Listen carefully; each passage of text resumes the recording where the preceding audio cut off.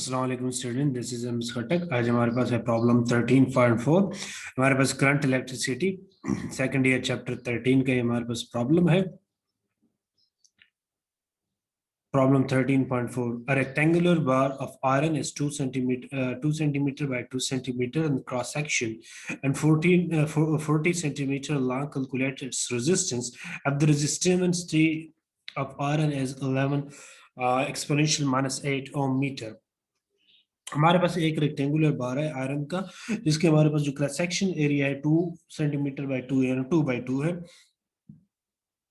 और हमारे पास जो वो है 40 सेंटीमीटर लॉन्ग है। हमने रेजिस्टेंस उसकी फाइंड करनी है आयरन बार की। अगर हमारे पास जो रेजिस्टिविटी है आयरन की वो हमारे पास 11 एक्सपोनेंशियल माइनस 8 ओम मीटर हो। तो डेटा हम पहले लिखते हैं। Area of cross section 2 by 2, तो 2 × 2 हमारे पास 4 सेंटीमीटर स्क्वायर है। मीटर में ऐसा यूनिट भी चेंज करेंगे, 4 डिवाइड बाय 1 सेंटीमीटर का हमारे पास 100 मल्टीप्लाई, क्योंकि स्क्वायर है तो 2 दफा हम डिवाइड करेंगे। 100 डिवाइड मल्टीप्लाई 100 तो हमारे पास क्या आ जाएगा, 4 एक्सपोनेंशियल माइनस 4 मीटर स्क्वायर आ जाएगा। ये हमारे पास इसका एरिया आ जाएगा।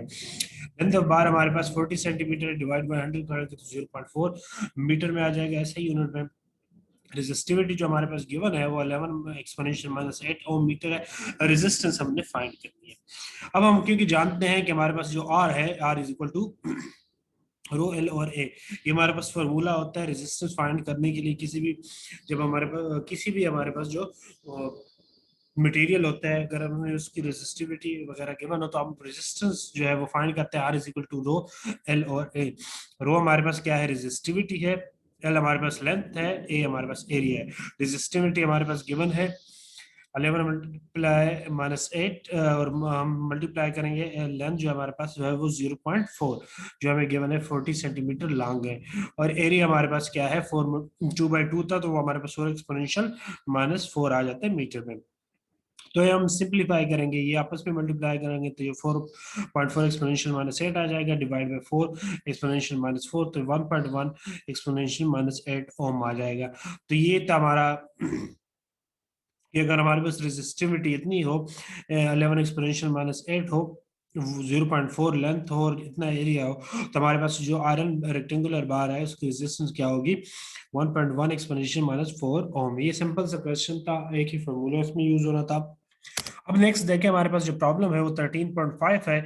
इसमें हमने क्या करना है, the resistance of an iron wire eight 0 degree 0 Celsius is 1 exponential 4 ohm. What is the resistance at 500 degree or 500 Celsius scale if the temperature coefficient of resistance is 5.2 exponential minus 3 per Kelvin?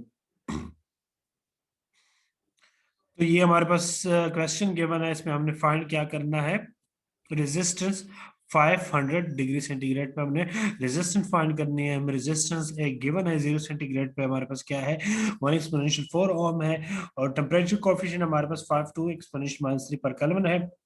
तो देखो temperature हम data लेंगे तो temperature T1 eight 0 degree centigrade हमारे पास क्या है, standard unit हमारे पास kelvin है, तो सेल्सियस से इसको चेंज करेंगे प्लस 273 करेंगे तो हमारे पास 273 केल्विन।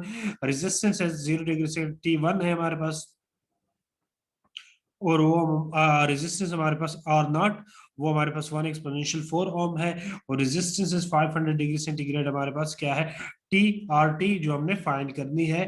और कोफिशिएंट हमारे पास रेजिस्टेंस जो उसको हम क्या कहते हैं, और टेम्परेचर T2 हमारे पास क्या है, टेम्परेचर को भी हम T1 temperature resistance R naught और आर टी। T1 T2 दो हमारे पास टेम्परेचर है, रेजिस्टेंस एक 0 डिग्री और एक RT जो 500 पे हमने फाइंड करनी है। तो टेम्परेचर T2 इसको भी हम केल्विन में चेंज करेंगे, 500 प्लस 273 हमारे पास 773 आ जाएगा केल्विन। और हम चेंज इन टेम्परेचर की हमारे पास जो फार्मूला है, अच्छा कोएफिशिएंट ऑफ रेजिस्टेंस इसको हम अल्फा से फाइंड जाहिर करते हैं, रिप्रेजेंट करते हैं, तो 5.2 एक्सपोनेंशियल माइनस 3 पर केल्विन है। तो हमारे पास जो डिफरेंस इन टेम्परेचर है, चेंज इन टेम्परेचर, क्योंकि दो टेम्परेचर है, तो T is equal to T2 minus T1 हमारे पास है, ये T1 है, तो 773 माइनस 273 तो ये हमारे पास 500 केल्विन आ जाएगा। ये T1 है और ये हमारे पास T2 है। T1 हमारे पास 273 केल्विन, ये 76, तो ये हमारे पास 500 केल्विन आ जाएगा। कोएफिशिएंट ऑफ रेजिस्टेंस अल्फा हमारे पास ये गिवन है। अब हम फार्मूला क्या है हमारे पास, वी नो अल्फा यानी coefficient of resistance is equal to R T minus R naught और आर नॉट टी। ये हम आप लोगों ने पहले इसके जो टॉपिक में पढ़ा होगा, ठीक है। तो alpha is equal to R T minus R naught और आर नॉट टी, ये लीनियर एक्सपेंशन वॉल्यूम एक्सपेंशन उनके जो टॉपिक है, ठीक है। इनमें आपने ये फार्मूला बनाया। तो अल्फा हमारे पास क्या हमने फाइंड क्या करना है, आर टी फाइंड करना है। तो सिंप्लीफाई करेंगे, ये डिवाइड और इधर मल्टीप्लाई हो जाएगा, alpha R not T is equal to R T minus R not T आ जाएगा। आर टी हमने फाइंड करना है, तो ये हमारे पास आर टी हमारे पास क्या है, नेगेटिव में इक्वेशन की साइड पे जाएगा तो पॉजिटिव हो जाएगा, यानी R T is equal to alpha R not T. ये alpha R not T minus था, इधर आके प्लस हो गया। अब हमने आर टी वैल्यू पुट कर लेंगे, तो हमारे पास R T is equal to, ये आर नॉट दोनों में कॉमन आ रहा है तो कॉमन ले लेंगे, अंदर हमारे पास क्या आर टी प्लस वन आ गया, इधर आर नॉट टी, ये आर अल्फा टी बच जाएगा और इधर हमारे पास आर नॉट कॉमन लेंगे तो वन बच जाएगा। वैल्यू पुट करेंगे, आर नॉट की वैल्यू 1 एक्सपोनेंशियल 10 है, 4 है, 0 डिग्री सेंटीग्रेड पे जो हमारे पास रेजिस्टेंस थी। अल्फा की वैल्यू हमारे पास क्या है, कोएफिशिएंट ऑफ रेजिस्टेंस की 5.2 एक्सपोनेंशियल -3 है।